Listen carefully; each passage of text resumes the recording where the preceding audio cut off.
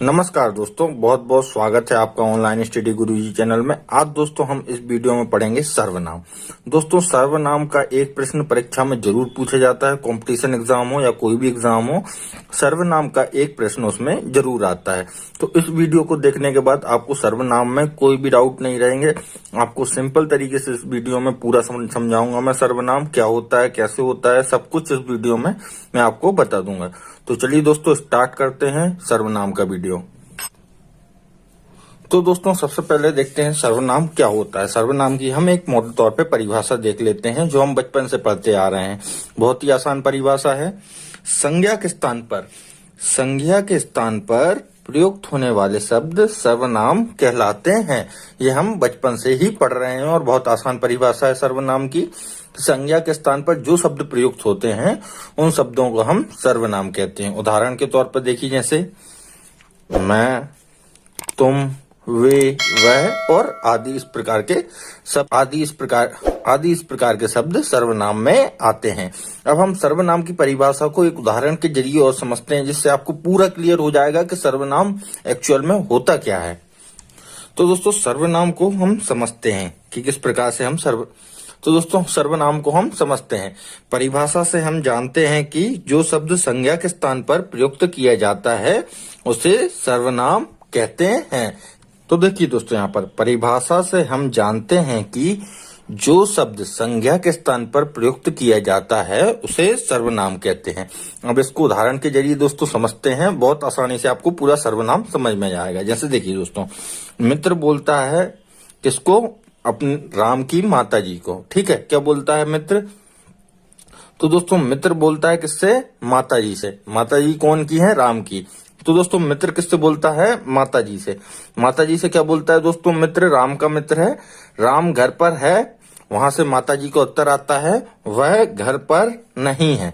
तो दोस्तों यहाँ पर आपको समझ में आया क्या बोला? मित्र ने माता जी से क्या बोला? राम घर पर है।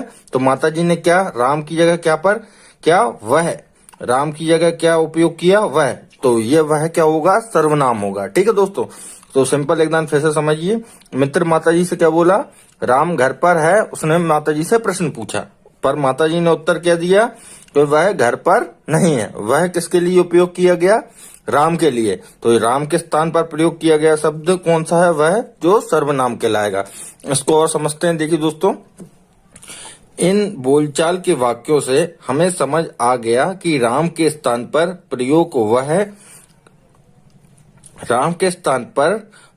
वह का प्रयोग हुआ है जो सर्वनाम है। तो सिंपल दोस्तों आपको समझ में आ गया सर्वनाम किसे कहते हैं।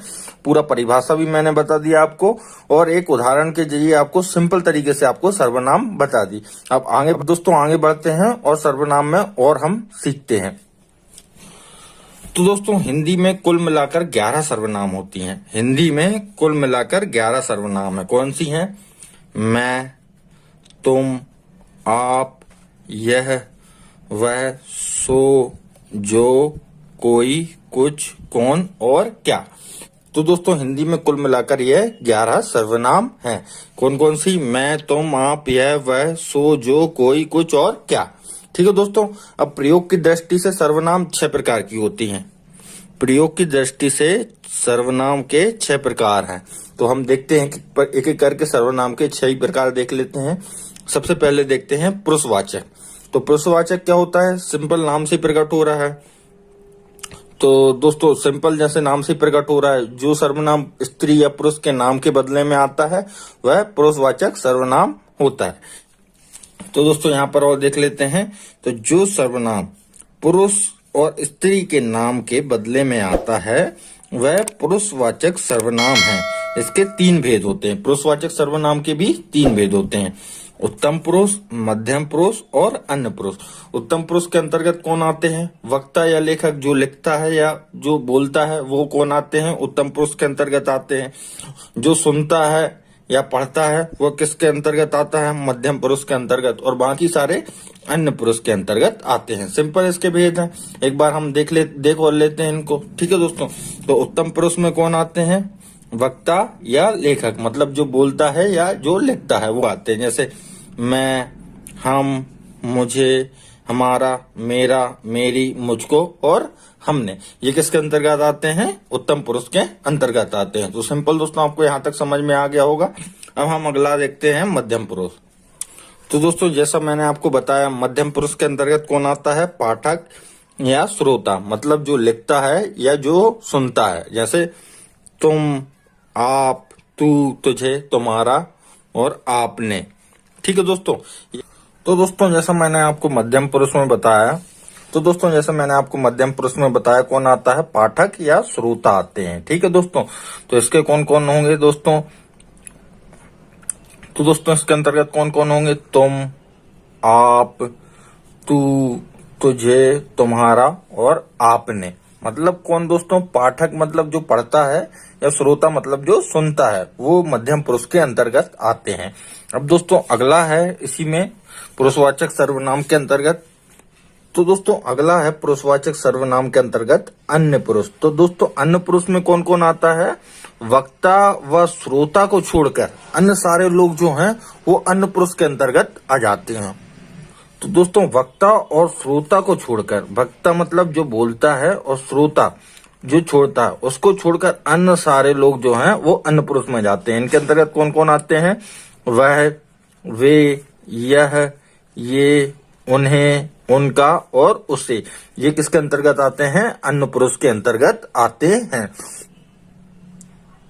तो दोस्तों अगला सर्वनाम का प्रकार है निजवाचक सर्वनाम।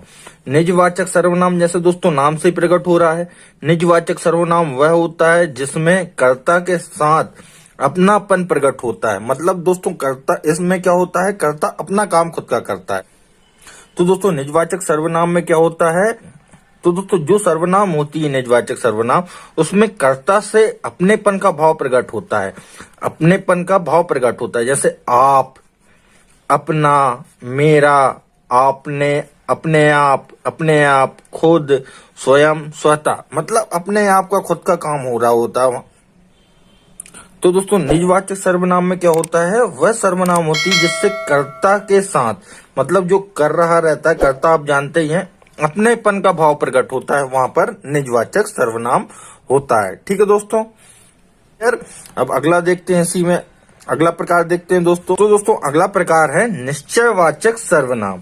निश्चयवाचक सर्वनाम जैसा इसका भी नाम से प्रकट हो रहा है, किसी निश्चित वस्तु का बोध कराने वाले सर्वनाम को निश्चयवाचक सर्वनाम कहते हैं। तो दोस्तों इसका भी जैसे नाम से प्रकट हो रहा है, किसी निश्चित वस्तु का बोध कराने वाले सर्वनाम निश्चयवाचक सर्वनाम कहलाते हैं। मतलब दोस्तों इस प्रकार के सर्वनाम से किसी निश्चित वस्तु का बोध होता है। जैसे यह एक निश्चित वस्तु होगी, ये, वह, वे, यही, वही, उन्हीं, इसी, उसी इत्यादि निश्चयवाचक सर्वनाम के उदाहरण हैं। तो दोस्तों निश्चयवाचक सर्वनाम भी आप समझ गए, किसी निश्चित वस्तु का बोध कराने वाले सर्वनाम जो होते हैं वह निश्चयवाचक सर्वनाम होते हैं। अब अगला प्रकार देखते हैं।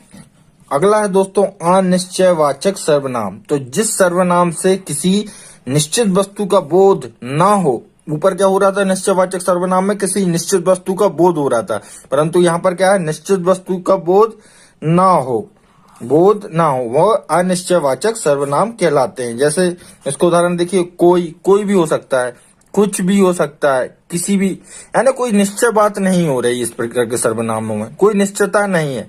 हर कोई, सब कुछ इत्यादि ये अनिश्चयवाचक सर्वनाम के उदाहरण हैं। अब अगला प्रकार देखते हैं दोस्तों। सिंपल आप समझ गए होंगे, अनिश्चयवाचक, जिससे ऐसे सर्वनाम जिनसे किसी निश्चित वस्तु का बोध नहीं होता वह अनिश्चयवाचक सर्वनाम होते हैं। तो दोस्तों संबंधवाचक सर्वनाम क्या होते हैं? संबंध प्रकट करने वाले सर्वनाम संबंधवाचक सर्वनाम कहलाते हैं। तो दोस्तों संबंधवाचक सर्वनाम क्या होते हैं? जिन सर्वनामों के द्वारा संबंध प्रकट किया जाता है। मतलब संबंध, किन्हीं दो चीजों के बीच संबंध, जैसे जिसका, जैसा, वैसा, उनका, जेती, तेजी, जो, सो आदि संबंधवाचक, ऐसे सर्वनाम जिनसे संबंध प्रकट होता है वह संबंधवाचक सर्वनाम कहलाते हैं। सिंपल दोस्तों आपको यहाँ तक समझ में आ गया। अब आगे देखते हैं। अगला है दोस्तों प्रश्नवाचक सर्वनाम। तो प्रश्न का बोध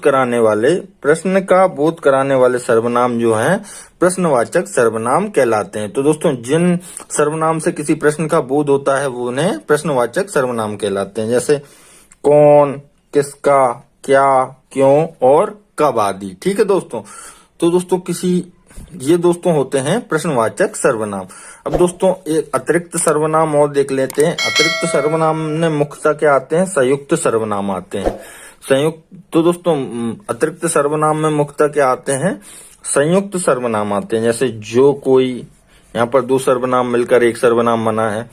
सब कोई, और कोई, जो कुछ, कोई भी, इत्यादि। तो दोस्तों ये अतिरिक्त सर्वनाम होते हैं। इसके अंतर्गत दोस्तों अधिकतर संयुक्त सर्वनाम ही आते हैं। तो आई होप दोस्तों आपको ये वीडियो अच्छा लगा हो। सर्वनाम के बारे में मैंने आपको सारा कुछ इस वीडियो में बता दिया है और दोस्तों बहुत ही आसान तरीके से आपको सर्वनाम समझाया है। अगर आपको वीडियो अच्छा लगा हो तो दोस्तों प्लीज वीडियो को लाइक कीजिएगा और हमारे चैनल को सब्सक्राइब कीजिएगा। आपका बहुत बहुत धन्यवाद।